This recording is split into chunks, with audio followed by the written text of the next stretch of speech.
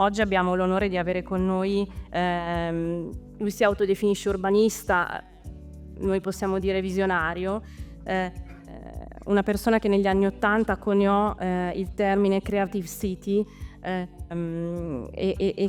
che ci illuminerà col suo pensiero, immagino, ma ci racconterà anche come la creatività sia uno strumento per la rinascita della città. E questa persona che abbiamo l'onore di avere qui con noi oggi è Charles Landry. Lo chiamiamo Charles Landry. Please welcome. Hi. Hi. Floor is yours. Right. Great to see you. È un privilegio. Parlo in inglese, mi dispiace, ma le parole italiane mi mancano. Anyway, let's start talking about the art of creative city making, which you of course know about. And every city of any substance and, foresight is asking, where shall we go? Where are we going? How do we get there? And one of the things they're thinking about, of course, is the great transition we are all involved in, and this need to retrofit so many things around us. And so can I take you on a journey, which is the journey of radical collaboration? We'll come back to that at the very end. Now, I think, and perhaps all of you think, that the city is more than a place in space. It's a drama in time. We can see it. Even me coming into this event today was a mini drama. And when I think about cities, I always think of what sort of music is the city. And I think good city making is more like improvised jazz than a well-tempered symphony orchestra. So many things are unpredictable, but hopefully it all works and we can improvise, and Italians are pretty good at improvising, as we know. So the question is, does Milano want to be or have a bigger story? And what could that bigger story be? Perhaps a culture of creativity, not just a creative city, a culture of creativity. You have a culture of design, of course. So we're talking about business, design, scientific, artistic, social, bureaucratic creativity. I know it sounds like a contradiction, but it is existing in many places. And if we did that, and if you did that, it would be a shift in paradigm, I think. It would be an empowering ethos. It would be a way in which ordinary people could make the extraordinary happen if given the chance. But what that requires, and this is really difficult, it's moving from a no because culture to a yes if culture. And we do know there's an element of tribalism in many places, also in Italy. I have my domain, my territory. I don't really want to collaborate, etc. But that culture of saying yes if is much better than no because.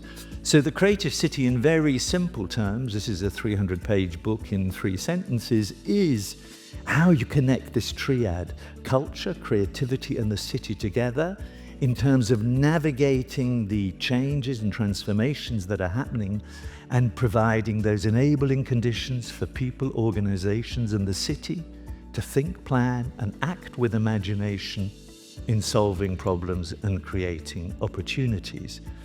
So when I think of Milan, and I'm a foreigner, of course, what do I think when I think of Milan? Well, I think Milano communicates through every fiber of its being. So when I arrived here yesterday, I thought, is it going up? Is it going up? I hope it is. It's quite active. Are all of you change makers in this evolving city? And so I then thought about then and now, this communication of then. What was it then? What did it feel like? And then I saw this wall and I thought, yes, here are so many layers of history. I know we're talking about contemporary stuff now, but it's the layers of history that are so interesting. And then I remembered going to the Galleria and I thought, oh, how beautiful. But then I remembered that this is the reality sometime. And I thought, we need a policy, we need to design how you deal with over-tourism. And of course, when I think of Milan, I think of lots of interesting architecture and stuff like that. I think of the Salone del Mobile, and I think of all sorts of funny objects that you do. Some are crazy, some are wonderful. I think of fashion. My wife was a model, so I think of fashion a lot. She's not a model anymore, she's quite old, but she would be a good old model, probably. Then I think of AC Milan or Inter Milan. Who do you like? Oh my God, I can't see who supports what. And then I remember going to Corso Como many years ago, and I thought, hey, this is great, this combination of all sorts of stuff and nature and so on. But then I also saw some poverty. And I saw some people who were really old who were also incredibly poor. And then I saw some graffiti which said wasted youth. So it's not all a wonderful story, it's an interesting story of good and bad, light and dark. So then the question to me is Milano and the world. What is the ambition of Milano for the world, in the world? Where is it going? And one of the things is completely clear. I saw this lift which said, can you open doors for me? Can you open them for me? And then the lift doors opened. And there were boxes, but I think what it's really saying is that young group is obviously now. And that reminded me of perhaps an ambition you could have.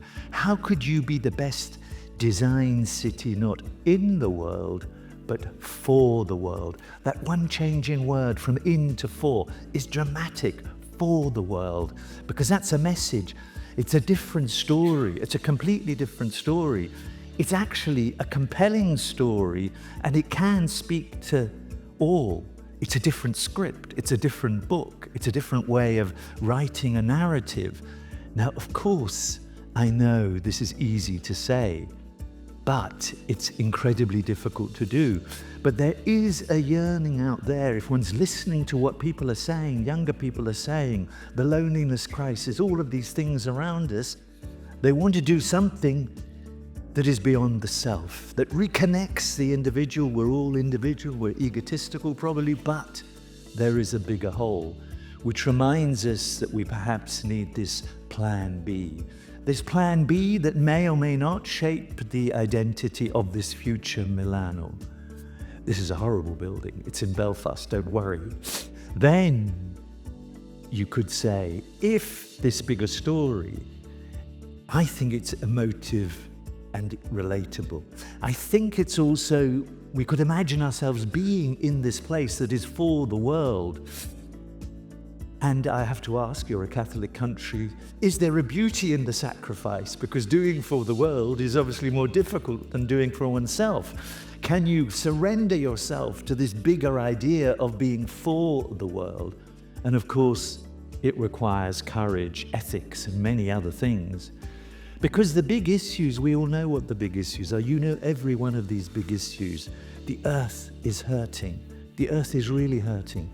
We know we need to stop fossil fuels. We know hydrogen is better. We know the ice is melting, like this Olafur Eliasson project in Paris. You probably saw it, the ice melting. Or here, the Ocean Agreement Conference in London. Wonderful artistic project, as you can see. Even the fish hurt, as you know. And then when I was born, there were only 2.1 billion, and now there are nearly 8 billion. So of course there's going to be problems. You know, are we going to actually deal with that difficult complexity?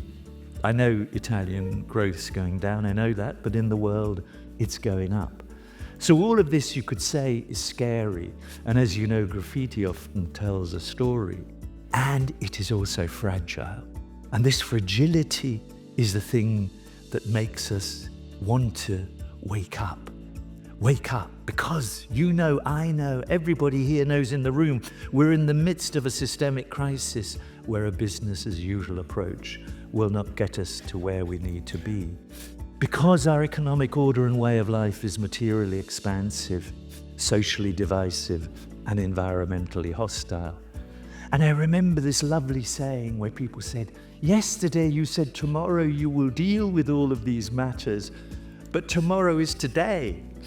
So even all of us, me too, I never really act in the way I want to act, even though I know, and this is where Milan perhaps can connect better in a bigger way with the global world, because it's all about global solutions. Can Milano be a pioneer in pursuing all of these things?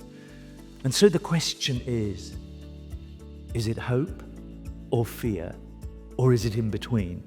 And it's probably both. It's probably both hope and fear mixed up. And then we might as well have a coffee and have a nice meal, because we can't deal with the problem. But I do feel there is light on the horizon somewhere. And it all depends on mindset and attitude, and lots of other things as well. And it depends if we find a way of reframing. Reframing is the art of looking at things differently. And what I'm suggesting is a tiny reframe from in the world to for the world. And what you find there is some issues one needs to deal with. Reframing. You need to bend, I believe, the market, the energy of the market, to bigger picture aims and purposes. One needs to find ways of valuing the intangible and value things beyond gross domestic product. You know, people say, what's the value of culture? I say, don't ask me that question. What's the cost of not valuing culture? Just as an example. So then there is this question, the future. What is the future? I don't know what the future is. But one thing I do know, or I think I know, I hope I know, is that we need to harness the civic imagination.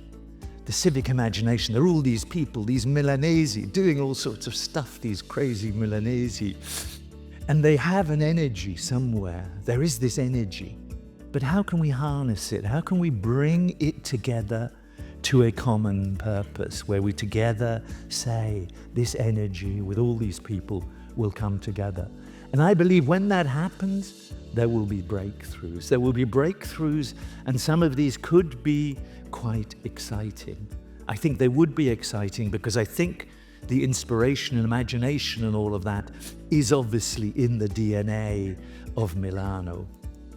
So, when I think then of design, what comes to your mind, and can design help? Now, to tell you what is about design, you are the collective design conoscenti in the world. So forgive me for saying, yes, when I think of design, I think of graphic design, I think of various old objects that have been designed, I think of funny new objects, I think of interiors of various sort, that's a bit old-fashioned, I think of buildings being built, and I think, of course, of houses and buildings being placed in various instances and being constructed, and I think of public place, like here, the airport in Adelaide, very nice, partly Aboriginal design, partly Western linear design. So these are some of the things that come to my mind. But you know, and I'm just trying to keep it in my mind, that design is more. There's so much more to design. I keep on thinking a designed world has concepts and paradigms. If you think of the whole concept from the 70s onwards, sustainability, circularity, and all of that, actually it was a different paradigm. Or turning waste into resource is a shift in concept. It's a reframing. I think of the collaborations that could happen, but I don't think are happening in Milano enough, between science and art, and reinventing things and inventing things through these combinations, because that would mean that the institutions would have to really collaborate and not say, I'm a scientific institution, you're arts, we are in different buildings, we don't really connect. But if you did that, this is one of the big things that is happening in the world, and Berlin is making this point I'm making as one of their key points. But of course you can design democracies and bureaucracies, we'll come back to that later, and of course atmospheres and a sense of belonging. So circularity is obviously taking the horrible things that look disgusting and not very nice and making them green in some sense, or turning that waste into money. The Finns are brilliant at this.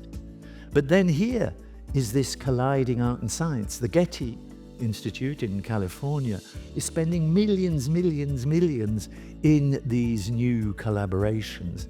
Again, I ask, is Milano doing much there? Because I'm thinking also too of the New Zealand pavilion in Expo Dubai, where you walk through the river has a personality. Now, to make me feel that I was the river was pretty difficult and required artistic thinking as well as scientific knowledge. And then, as I said, designing democracies and bureaucracies, I founded a festival called the Creative Bureaucracy, an oxymoron. Can that be true, creative bureaucracies? I think yes, because out of the 600 million bureaucrats in the world, not everyone is an idiot. Many have ideas of various sorts, and we bring many of these together. Last June, there were 1,800 of these bureaucrats, and it was young people, young bureaucrats who wanted to rethink how you do things. So there is another dimension of designing. You have to put that together. You need strategies are designed, policies are designed, etc. And particularly with AI, of course, there's another dimension of that design. Hopefully we're controlling AI rather than the reverse. But did you know that the World Design Capital, the first one I think was in Torino a long time ago, is actually, its focus is designing for democracy. That is the focus, which is interesting. It's in Frankfurt am Main region. And within that, the creative bureaucracy thing is one of the main things, designing new forms of bureaucracy. But in terms of atmospheres, you of course can design these sort of streets that don't look so soulless and empty by breaking down the street into parts. So think cities. What comes to your mind? I know you know what a city is. Of course you know what a city is. Everything I'm about to say, you know. And we know that it's an organic being. It's a living organism of all these wild people going in all sorts of directions. But the question, as I said before, is alignment. But alignment not only in terms of sectors and so on, but in terms of time, aligning time. The thing about memory. Too often we forget what was once good because we're obsessed sometimes by the new. And so that endless forgetting, I think, can be a real problem. But anyway, you know that cities are people, of course. They are activities, of course. They are services. They are buildings. They are streets and parks, bus stops, industries. It's all here. You know all of that, of course. They're infrastructures that we can't see, which make the city work. The way we move around, the movement systems, and the communities either in the centre or the neighbourhoods or wherever else. In other words, it's a combination of hardware, software, soft, I love the word software, and orgware, the organisational culture. What is the organisational culture of Milano like? You know, not me. But it's also about the networks created between the soft, the hard, and all of that together.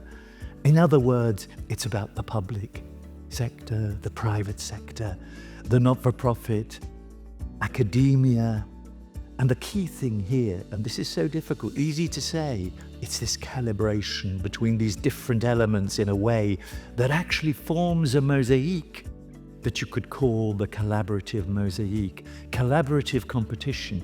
And I know too many people say, let's collaborate, but let's deliver on that.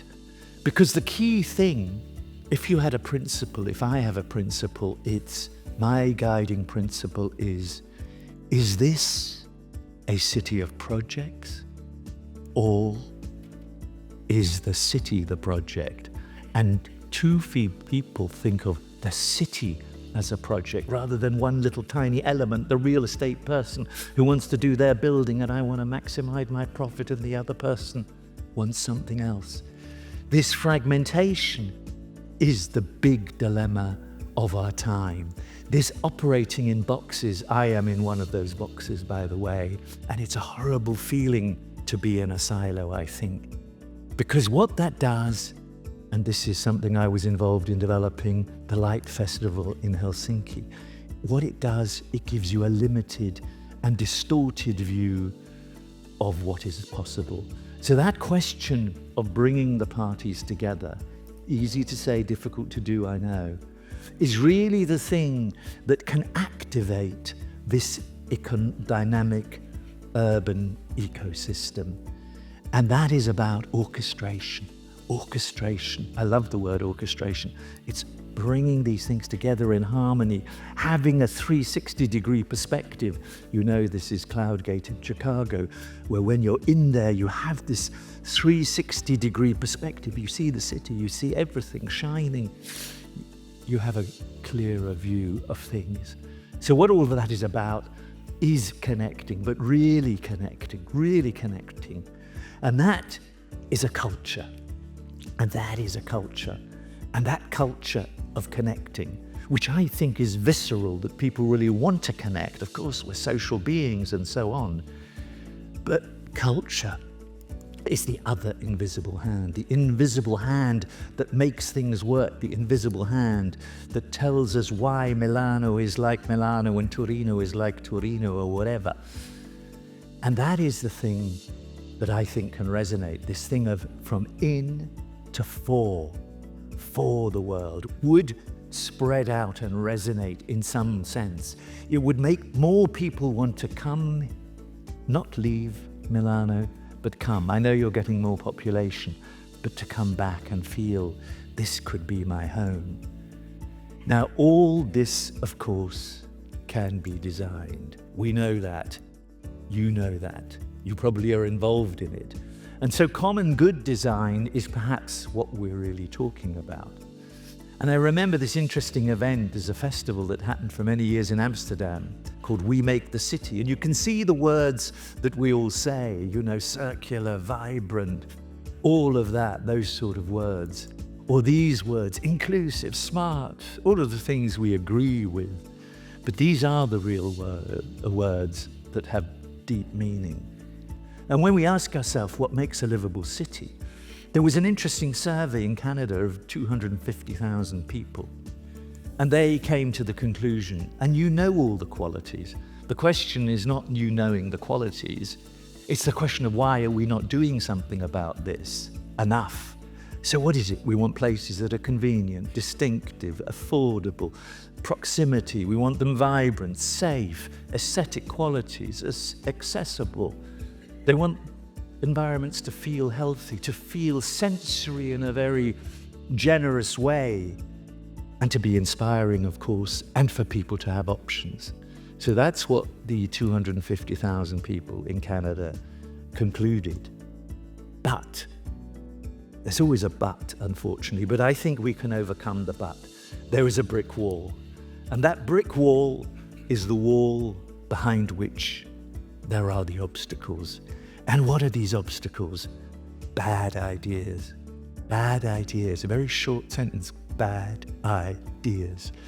One bad idea is to say simplistically, the market can solve everything without collaborating with a public interest. A bad idea is vested interests as well, who say, I know I should give up petrol and fossil fuels, but I don't want to. Or entrenched interests, you know, people cannot change their mind and mindset.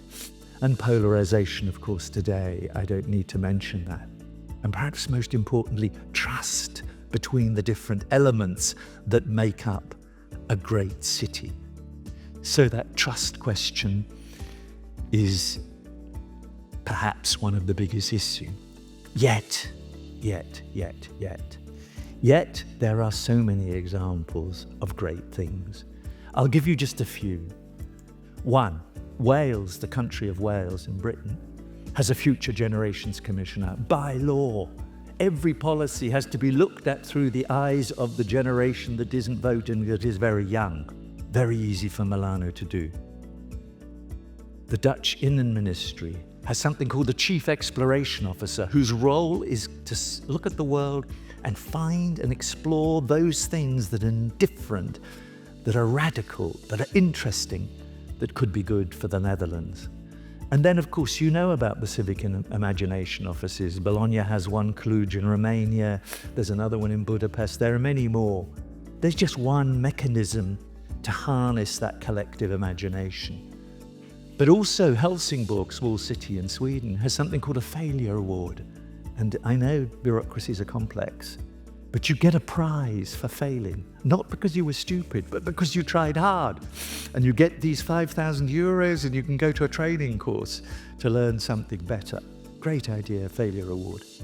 And I hope I'm not being too egotistical, but I also think the creative bureaucracy idea is actually a bit of a movement in the making, because people are saying, we are not alone in shifting all of this. And what that means is obviously an amazing handshake between the digital, the real, the virtual, all of these things together with these sectors coming together and rethinking the incentives and regulations regime. This is a Russian piece of art, by the way, but it's quite interesting. It sort of says what I want to say. And finally, perhaps, this is in front of Reykjavik's town hall, city hall, and it's a granite head. And I don't believe that every person who's trying to collaborate, particularly public servants, I don't think they're all granite heads. So that's very bold of Reykjavik to do that. So finally, I don't think it's all about money. It's not all about money. It's about mindset. And it also is about finding glamour in the unglamorous. The unglamorous strategy policy, all of these words that we have, finding glamour in the unglamorous. And finally, a sentence for me that's important: the soft is the hard. Many of the physical things are easier to do than the soft and the intangible. So thank you very much.